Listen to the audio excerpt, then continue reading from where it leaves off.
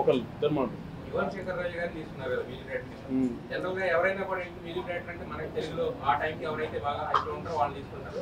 But Yuvan Shankar రాజు గారిని ఈ cinema specific గా తీసుకోవడానికి రీజన్ ఇప్పుడు ఆయన తమిళ్లో చేస్తున్నారు, తెలుగులో ఈ మధ్య కాలంలో ఆయన. మీరు ఇప్పుడు అడిగారు కదా, ఎలాగో మెలడీ సాంగ్ ఒకటి మంచి హిట్ అయింది, ఐటమ్ సాంగ్ ఒకటి బాగా రీచ్ అయింది బిఫోర్ రిలీజ్ వచ్చే కంటెంట్ కి. రేపు మధ్యాహ్నం ఎలాగో ప్రెస్ మీట్ పెట్టుకుంటాం, సక్సెస్ మీట్. నేను అంటున్నాను కాన్ఫిడెంట్ గా చెప్తున్నా, సక్సెస్ మీట్ పెట్టుకుంటాము. రేపు మీరే అడిగి చెప్తారు నాకు యువన్ శంకర్ రాజన్ పెట్టుకుని మంచి పని చేశారండి. రేపు మీరే చెప్తారు కానీ నాకు రీజన్ ఏంటో బాగా మ్యూజిక్ చేస్తారు.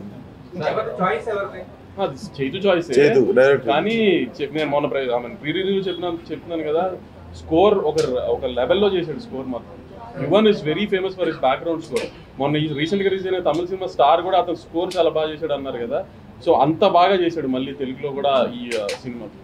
31st రిలీజ్, ఫస్ట్ తారీఖు ఎగ్జిక్యూట్స్, మళ్ళీ తర్వాత ఫోర్త్ రిజల్ట్, మొత్తం మళ్ళీ ఆ వేలు జనాలు మొత్తం థాట్ అట్టుపోతున్నారు ఈ సందర్భంలో సినిమా ఎఫెక్ట్ ఏమైనా పడుతున్నారు సార్? మేజర్గా ఈ 2 months మనకి టిల్లు తర్వాత ఇట్ల తర్వాత తినేసిందంతా ఐపీఎల్. సో ఈవినింగ్ 7కి మ్యాచ్ మొదలవుతుందంటే 6 నుంచి రాత్రి 11 దాకా యంగ్స్టర్స్ అంతా ఐపీఎల్ మీద ఉన్నారు.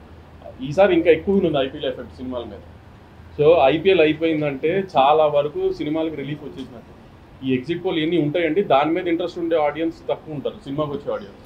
అండ్ ఎలక్షన్ రిజల్ట్స్ వస్తే పొలిటీషియన్లకు పని ఉంటుంది కానీ జనాలకి ఏం పని ఉంటుంది సార్? రిజల్ట్ తెలుసుకుని ఉండొచ్చు, సినిమా చూస్తారు కానీ మానేసి ఎగ్జిట్ పోల్ చూస్తానికి.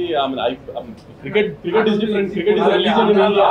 ఆంధ్రాలో 144 సెక్షన్ పెట్టొచ్చు, అది ఒక 4th కదా, అదొక 4th కదా. అంటే 1 వీక్ అండి, 1 వీక్ ఉంటుందా? నాకు తెలియదు. ఉంటే కూడా 1/4 ఒక రోజు ఉండొచ్చు అండి.